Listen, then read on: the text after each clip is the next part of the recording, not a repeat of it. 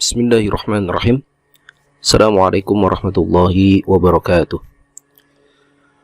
Alhamdulillahi rabbil alamin. Salatan wassalaman ala rasulillah wa ala alihi wa sahbihi ajma'in. Asyhadu an la ilaha illallah wahdahu la syarikalah wa asyhadu anna muhammadan abduhu wa rasuluhu alladzi la nabiyya ba'dah. Allahumma anfa'na bima 'allamtana wa 'allimna ma yanfa'una wa zidna ilma. Rabbana zidna ilma warzuqna fahma. Ikhwanil ahibba, alhamdulillah kita bersyukur pada Allah. Pada kesempatan kali ini kita akan melanjutkan kajian kita membahas tema Sirah Nabawiyah dengan merujuk kepada kitab Ar-Rahiqul Makhtum fi Bahthi Siratin Nabawiyah ala sahibi afdhalus salatu wassalam karya Syekh Sofiyur Rahman Al-Mubarakfuri. Ikhwanil ahibba, pada pertemuan yang lalu kita setelah membahas pembahasan mengenai masa Nabi Sallallahu Alaihi Wasallam sebelum beliau diangkat menjadi Nabi. Ya, kita telah membahas bagaimana masa kecil Nabi Sallallahu Alaihi Wasallam, kemudian masa remaja Nabi Sallallahu Alaihi Wasallam, kemudian pernikahan Nabi Sallallahu Alaihi Wasallam bersama dengan Khadijah, dan juga apa saja yang menjadi kontribusi Nabi Sallallahu Alaihi Wasallam kepada masyarakatnya ketika beliau masih muda. Maka insyaallah pada pertemuan kali ini kita akan membahas mengenai bagaimana awal Nabi Sallallahu Alaihi Wasallam diangkat menjadi Nabi dan beliau Sallallahu Alaihi Wasallam memulai dakwahnya.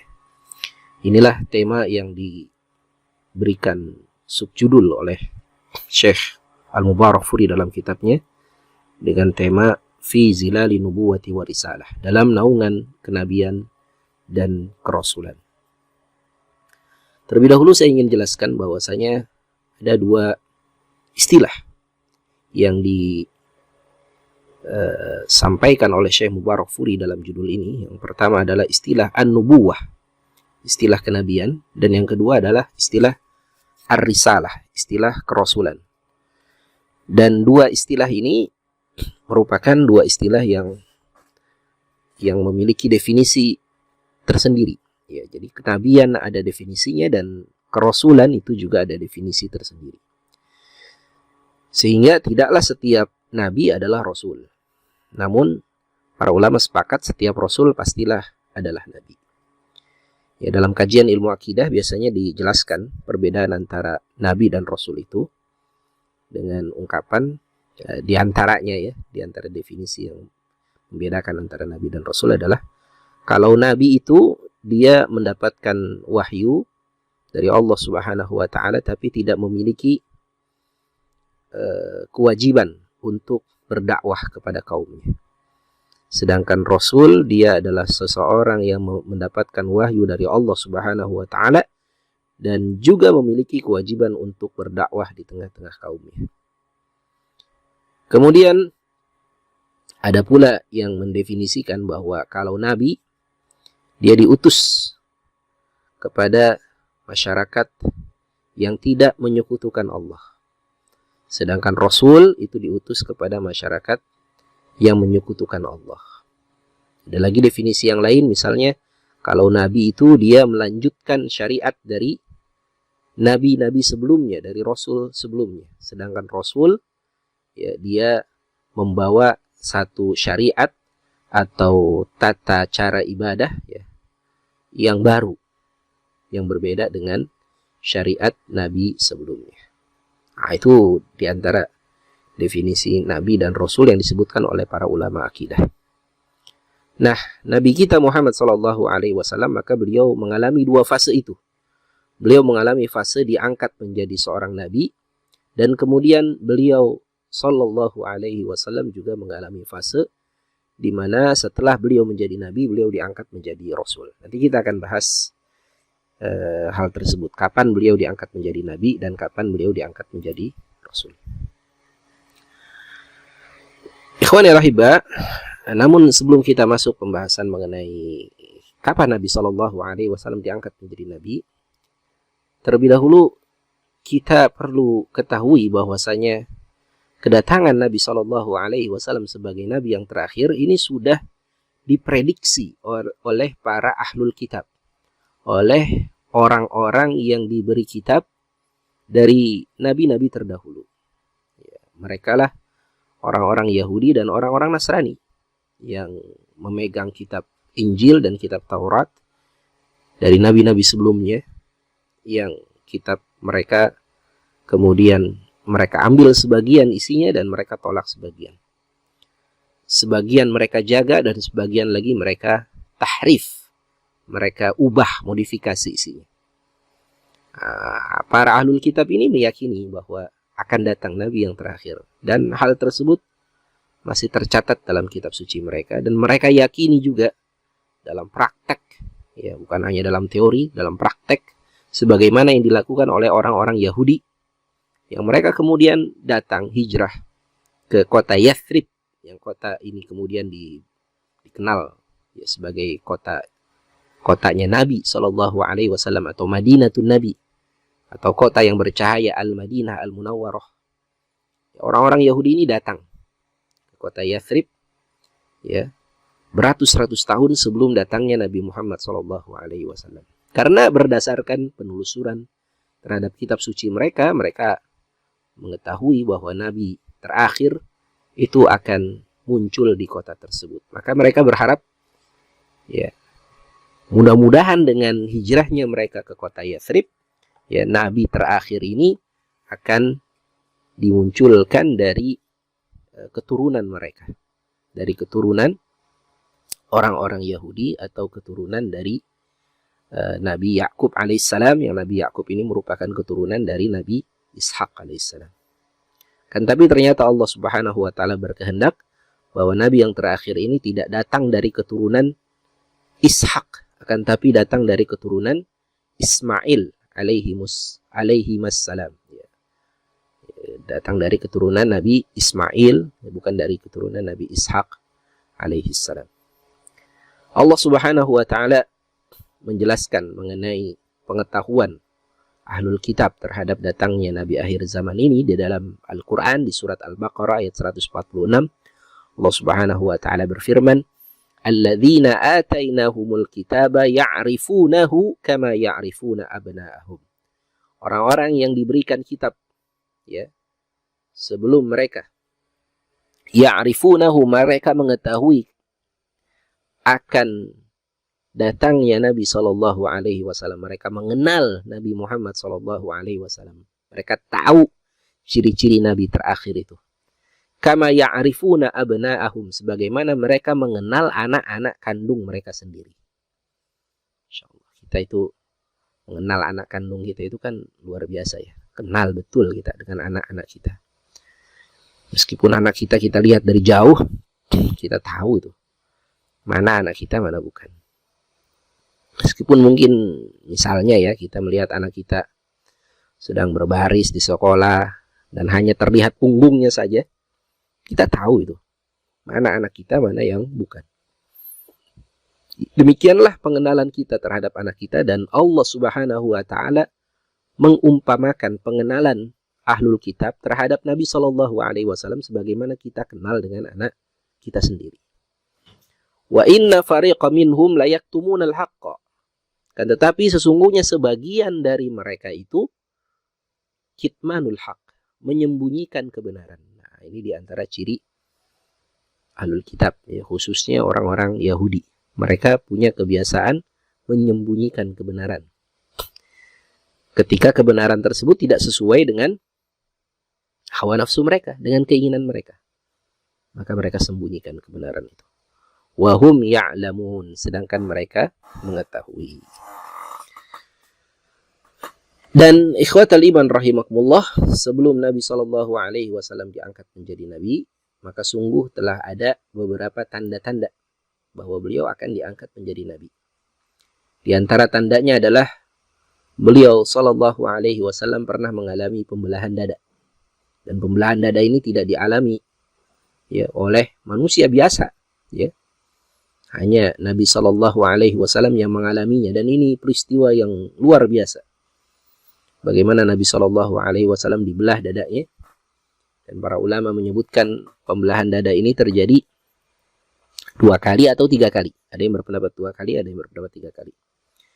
Ya, yang berpendapat 2 kali menyatakan bahwa pembelahan dada ini terjadi pertama ketika Nabi Shallallahu Alaihi Wasallam masih kecil, berada dalam naungan atau berada dalam pengasuhan Halimah dari Bani Sa'ad, atau sering kita kenal sebagai Halimatus Sa'diyah. Jadi usia beliau masih kecil, sekitar di bawah 2 tahun, karena ketika itu beliau masih disusui. Kemudian yang kedua, bukan di bawah 2 tahun ya, di bawah 5 tahun. Ya, karena beliau ini sudah selesai disusui dan kemudian diberikan kembali kepada Halimah atau Halimah Sa'diyah, meminta kembali bayi Muhammad Sallallahu Alaihi Wasallam ini untuk diasuh. Jadi ini pengasuhan yang kedua dari Halimah Sa'diyah, dan pada pengasuhan yang kedua inilah terjadi pembelahan dada yang pertama. Kemudian yang kedua, pembelahan dada ini sebagian ulama berpendapat terjadi ketika Nabi Sallallahu Alaihi Wasallam sudah agak besar, dan beliau Sallallahu Alaihi Wasallam ketika itu mengembalakan kambing orang-orang Mekah. Pada saat itu terjadi pembelahan dada yang kedua, dan ini diperselisihkan. Sedangkan pembelahan dada yang ketiga, yang ini juga disepakati karena berdasarkan hadis yang sahih, yaitu pembelahan dada itu terjadi sesudah beliau diangkat menjadi nabi, sebelum peristiwa Isra dan Mi'raj. Jadi yang dianggap sebagai tanda bahwa beliau akan diangkat menjadi nabi adalah pembelahan dada yang pertama tadi, ketika beliau masih kecil, berada dalam pengasuhan Halimah As-Sa'diyah. Kemudian di antara tanda bahwa beliau akan diangkat menjadi nabi juga adalah ketika beliau bertemu dengan Buhaira. Buhaira ini adalah seorang pendeta, seorang biarawan, ya, yang tinggal di wilayah Syam, ya, sekitar Syam, yang ketika itu beliau Sallallahu Alaihi Wasallam bertemu dengan Buhaira ini ketika menemani pamannya Abu Talib melakukan perdagangan ke Syam. Maka beliau bertemu dengan Buhaira, dan Buhaira menjelaskan bahwa yang dibawa oleh Abu Talib ini adalah seorang nabi, memiliki ciri-ciri seorang nabi. Kemudian Nabi Shallallahu Alaihi Wasallam juga mengungkapkan bahwa sebelum beliau diangkat menjadi nabi, beliau sering sekali, ya, mendengar batu-batu kota Makkah itu mengucapkan salam kepadanya. Dan beliau tidak tahu ini, kok batu bisa mengucapkan salam, dan beliau baru tahu itu makna batu mengucapkan salam itu ketika beliau sudah diangkat menjadi nabi. Kemudian beliau juga sering mengalami mimpi yang jelas, ya, mimpi yang jelas seperti falaqis subh, seperti cahaya di waktu subuh, ya. Dan ini merupakan di antara tanda bahwa beliau akan diangkat menjadi nabi. Sehingga ketika tanda-tanda ini, ya, makin lama makin banyak, dan Nabi Shallallahu Alaihi Wasallam juga memiliki kecenderungan untuk menyendiri, ya, maka menjelang usia beliau 40 tahun, Nabi Shallallahu Alaihi Wasallam, ya, sering datang ke Gua Hira di Jabal Nur, ya, di gunung yang disebut sekarang sebagai Jabal Nur, ya, gunung cahaya, yang letaknya 2 mil dari kota Makkah. Beliau sering datang ke Gua Hira ini untuk bertahanuf, untuk menyendiri, ya. Gua ini sejuk, panjangnya 4 hasta, lebarnya 1,75 hasta. Di bulan Ramadan beliau biasanya tinggal di Gua Hira ini hingga 1 bulan penuh. Beliau beribadah di Gua Hira ini dengan ibadah yang beliau ketahui sebagaimana dilakukan oleh Nabiullah Ibrahim alaihissalam. Jadi kita tahu bahwa kota Makkah ini dihidupkan oleh Nabi Ibrahim dan Nabi Ismail alaihimassalam, ya. Bangunan Ka'bah yang tadinya sudah hancur di masa Nabi Nuh alaihissalam ini dibangun lagi oleh Nabi Ibrahim alaihissalam, dan kemudian Nabi Ibrahim menempatkan putranya yaitu Nabi Ismail untuk tinggal dan memakmurkan wilayah kota Makkah ini. Maka dari Nabiullah Ibrahim dan Nabi Ismail inilah orang-orang Makkah atau orang-orang Arab secara umum mengetahui tata cara ibadah. Ya. Dan sampailah tata cara ibadah itu kepada generasi Nabi Muhammad SAW. Ya, bagaimana melaksanakan sholat, ya, berdiri, ruku, sujud, itu sudah dilakukan ya sejak Nabi SAW ya belum diangkat menjadi nabi. Beliau sudah melakukan ibadah sebagaimana yang beliau ketahui dari Nabi Ibrahim alaihissalam. Dan kemudian nanti ibadah sholat ini disempurnakan lagi ketika tata caranya gitu ya disempurnakan ketika Nabi SAW sudah diangkat menjadi nabi. Beliau beribadah di situ dan ini dilakukan lumayan lama, ya beberapa tahun beliau tinggal di Gua Hira itu. Tentu saja tidak dalam waktu yang lama, kadang-kadang 3 hari, kadang-kadang 7 hari, kadang-kadang 10 hari. Ya. Namun kalau bulan Ramadan beliau bertahanuf, ya beribadah selama 1 bulan penuh. Ya beberapa hari beliau di situ. Kemudian apabila bekalnya habis, maka beliau kemudian turun kembali menemui keluarganya dan beliau naik lagi ke atas Gua Hira. Ya disebutkan ya dalam hadis, "Tsumma hubbiba ilaihil khala." Kemudian beliau dianugerahi kecintaan untuk menyendiri. Wa kana yakhlu bi ghari Hira. Dan beliau kemudian menyendiri di Gua Hira. Fayatahannatsu fihi. Beliau bertahannuts di dalamnya. Apa yang dimaksud dengan tahannuts? Wa huwa ta'abbudul layali. Beliau beribadah di malam hari. Zawatil adad. Beberapa waktu lamanya.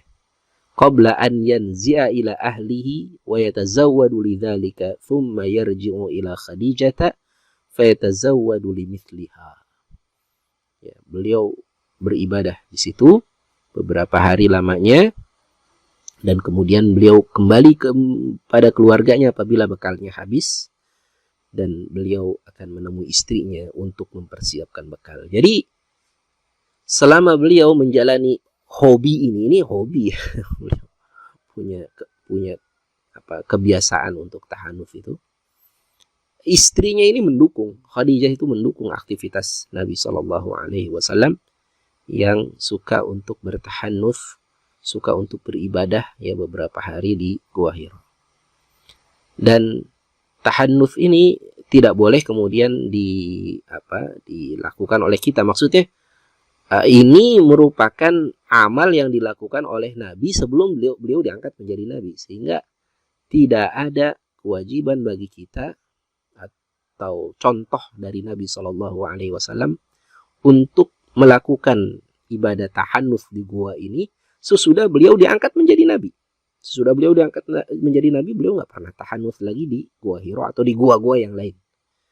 Ya. Beliau beribadah hanya di masjid, ya atau di rumahnya. Ya.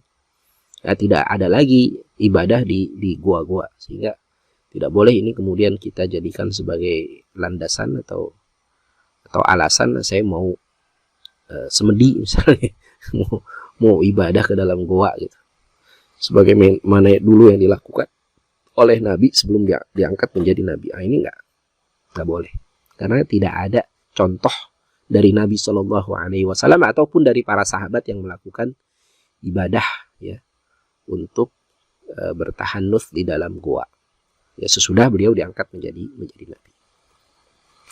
Maka saat usia beliau genap 40 tahun, mulailah nampak tanda-tanda kenabian itu kepada beliau SAW.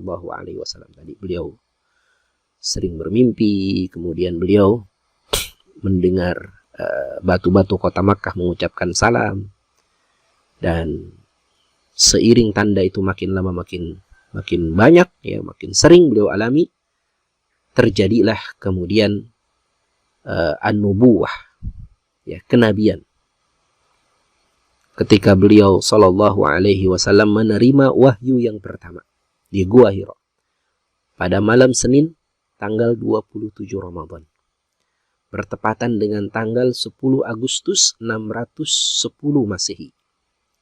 Saat itu beliau berusia 40 tahun, 6 bulan, 12 hari menurut kalender Hijriah.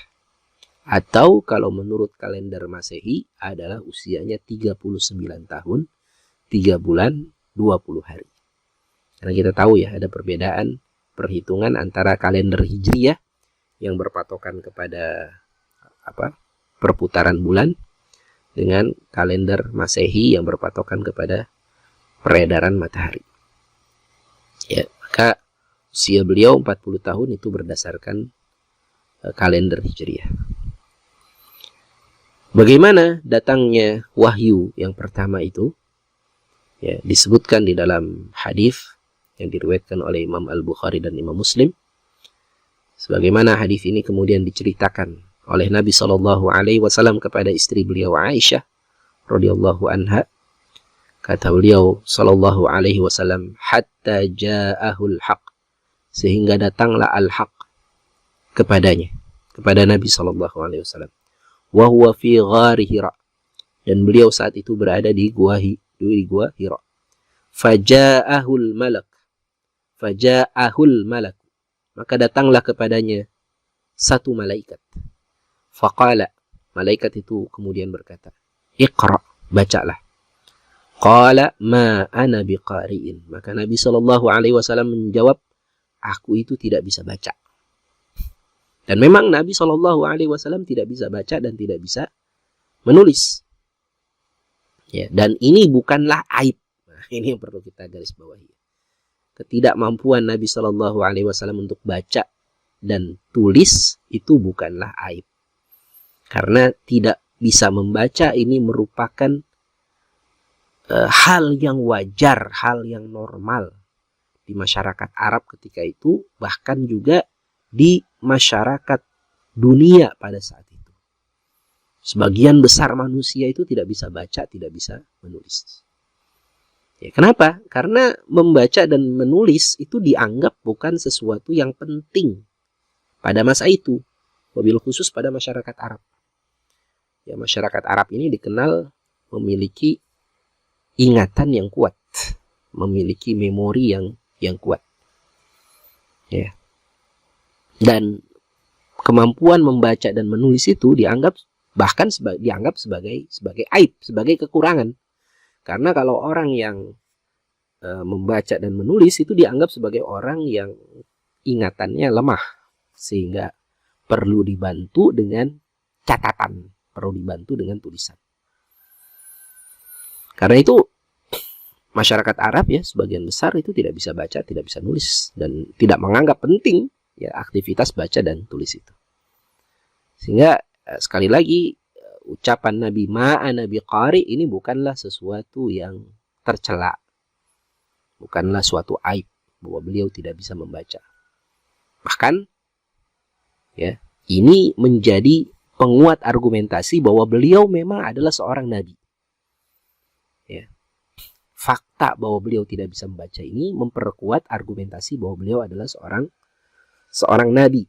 Karena apabila beliau mampu membaca dan mampu menulis, ini akan menjadi salah satu cara orang-orang kafir untuk, atau salah satu celah oleh orang-orang kafir untuk menuduh bahwa wahyu yang diterima oleh Nabi Shallallahu Alaihi Wasallam itu bukanlah datang dari Allah Subhanahu Wa Taala, tapi wahyu itu sesungguhnya adalah hasil karangan Nabi Muhammad Shallallahu Alaihi Wasallam berdasarkan bacaan beliau terhadap kitab-kitab suci umat-umat sebelumnya. Itu kalau beliau bisa baca, bisa menulis, bisa datang tuduhan seperti itu. Tapi karena beliau tidak bisa membaca, tidak bisa menulis, maka tertutuplah ya tuduhan bahwa beliau mempelajari kitab suci dari agama-agama sebelumnya atau dari umat-umat sebelumnya. Qala fa'akhadhani faghattani. Maka Nabi SAW kemudian menjelaskan, malaikat itu selanjutnya memegangku dan memelukku. Hatta balagha minnil jahda, sampai aku mengalami sesak. Ya. Thumma arsalani, sesudah itu dia melepaskan aku. Faqala, lalu dia berkata lagi. Malaikat itu berkata lagi, Iqra, bacalah. Qultu ma ana biqari. Kata Nabi SAW, saya tidak bisa membaca. Fa'akhadhani faghattani thaniyah. Maka malaikat itu kembali mengambilku, ya, memegangku dan memelukku untuk yang kedua kalinya. Hatta balagha minnil jahda, sampai aku merasakan sesak. Thumma arsalani, kemudian dilepaskan lagi. Faqala iqra, lalu ia berkata lagi, bacalah. Fakultu ma ana biqari. Nabi kemudian berkata lagi, aku tidak bisa membaca. Fa'akhadhani faghattani thalithata. Maka malaikat itu kembali memegangi aku, memeluk aku untuk yang ketiga kali. Thumma arsalani, kemudian setelah itu ia melepaskan aku. Faqala iqra bismi rabbikal ladzi khalaq, khalaqal insana min 'alaq. Lalu malaikat itu berkata, Iqra, bacalah dengan nama Tuhanmu yang telah menciptakan manusia dari segumpal darah. Iqra wa rabbukal akram. Bacalah dan Tuhanmu yang maha pemurah. Nah, inilah wahyu yang pertama yang didatangkan kepada Nabi kita Muhammad SAW, yaitu yang saat ini tercantum, ya, dicantumkan di dalam surat Al-Alaq ayat pertama sampai dengan ayat kelima. Peristiwa inilah yang menjadi titik kenabian Nabi kita Muhammad SAW. Jadi tadi di awal kita sudah jelaskan ada perbedaan antara beliau menjadi nabi dan beliau menjadi rasul. Nah, beliau menjadi nabi itu dimulai sejak beliau mendapatkan wahyu yang pertama, yaitu surat Al-Alaq ayat 1 sampai 5. Dan pada saat itu beliau belum memiliki kewajiban untuk berdakwah. Ya, beliau tidak memiliki kewajiban untuk berdakwah. Beliau baru mendapatkan wahyu dan beliau juga bingung, ya, apa sesungguhnya yang beliau alami pada masa itu. Karena ini peristiwa yang tentu saja tidak pernah terjadi kepada diri beliau sallallahu alaihi wasallam. Ya, beliau khawatir dirinya itu mengalami sesuatu yang buruk, apakah itu gangguan jiwa, ya, apakah itu diganggu oleh makhluk yang jahat, mungkin diganggu oleh jin, diganggu oleh syaitan. Beliau khawatir atas apa yang telah terjadi pada dirinya. Maka beliau kemudian turun dari Gua Hira. Beliau kembali pulang ke keluarganya. Faraja'a biha Rasulullah sallallahu alaihi wasallam. Yarjufu fuaduhu fadakhala ala Khadijah. Maka beliau kembali pulang ke keluarganya, ya, dalam keadaan gelisah. Lalu beliau menemui istrinya Khadijah binti Khuwailid radhiyallahu anha. Faqala zammiluni zammiluni. Beliau kemudian berkata, selimutilah aku, selimutilah aku. Fazammaluhu hatta dhahaba anhu ar-ra'b. Maka beliau diselimuti sampai hilanglah ketakutan pada dirinya. Beliau telah merasa tenang. Lalu sesudah itu Khadijah berkata kepadanya. Nah, ini Masya Allah, ini di antara sifat seorang istri yang salihah ketika mengetahui suaminya itu mengalami kegelisahan, mengalami kekalutan, mengalami beban pikiran. Maka seorang istri yang salihah, istri yang baik, dia tidak akan bertanya-tanya kepada suaminya, ada apa? Tidak. Ya, kan, tapi dia akan menjadi tempat kembali bagi suaminya yang sedang kalut itu, ya, menjadi tempat kembali yang baik. Dia memeluk, dia menyelimuti sebagaimana yang diharapkan oleh Nabi sallallahu alaihi wasallam. Faqala li Khadijah, maka beliau sallallahu alaihi wasallam kemudian bercerita kepada Khadijah, wa akhbaraha al-khabara laqad khashitu ala nafsi. Dan beliau menceritakan peristiwa yang terjadi pada dirinya. Dan beliau berkata, sungguh aku takut kepada diriku. Maksudnya aku mengkhawatirkan diriku. Apa sesungguhnya yang terjadi pada diriku? Faqalat Khadijah tu, kalla, kata Khadijah, sekali-kali tidak. wallahi ma yuhzikallahu abadan. Sekali-kali tidak. Demi Allah, Allah tidak akan mencelakakanmu selama-lamanya. Innaka latasilur rahima wa tahmilul kalla wa taksibul ma'dum wa taqrid dhaifa wa tu'inu ala nawaibil haq. Kata Khadijah radhiyallahu anha, demi Allah, Allah tidak akan mencelakakanmu selama-lamanya karena engkau adalah orang yang rajin menyambung silaturahmi. Engkau adalah orang yang sering membantu orang yang kesusahan. Engkau adalah orang yang memuliakan tamu.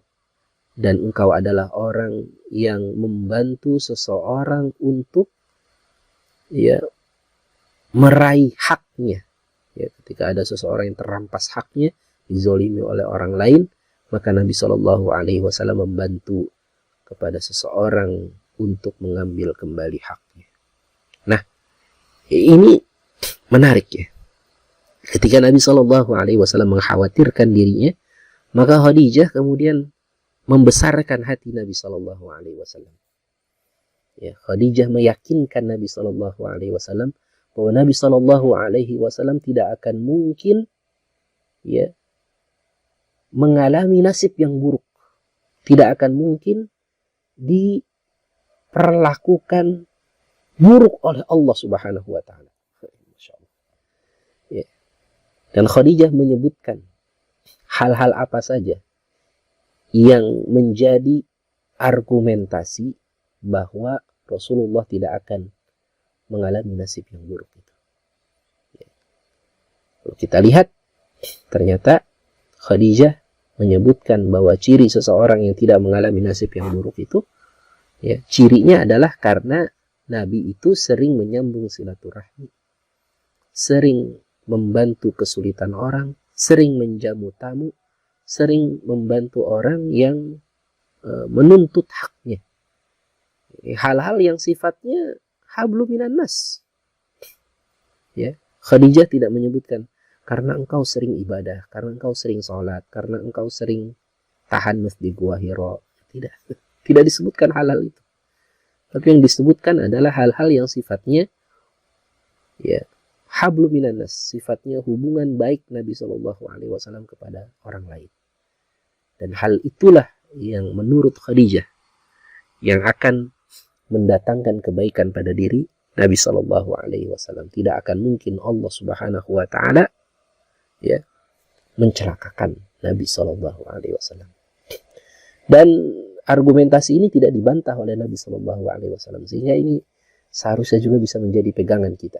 Apabila kita ingin hidup kita baik, nasib kita baik, maka berusahalah kita untuk senantiasa menyambung silaturahmi, membantu orang lain, memuliakan tamu, berbaik-baik kita kepada orang-orang yang ada di sekitar kita. Nah, inilah ikhwatal iman rahimakumullah fase kenabian Nabi SAW.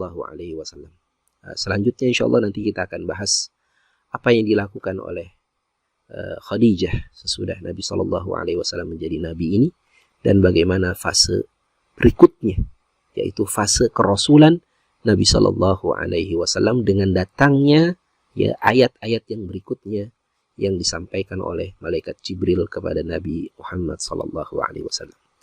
Demikian yang bisa kita sampaikan pada kesempatan kali ini. Mudah-mudahan ada manfaatnya. InsyaAllah kita akan bahas pada pertemuan yang akan datang pembahasan mengenai awal mula diangkatnya Nabi SAW menjadi Rasul. InsyaAllah pada pertemuan yang akan datang. Billahi taufiq wal hidayah.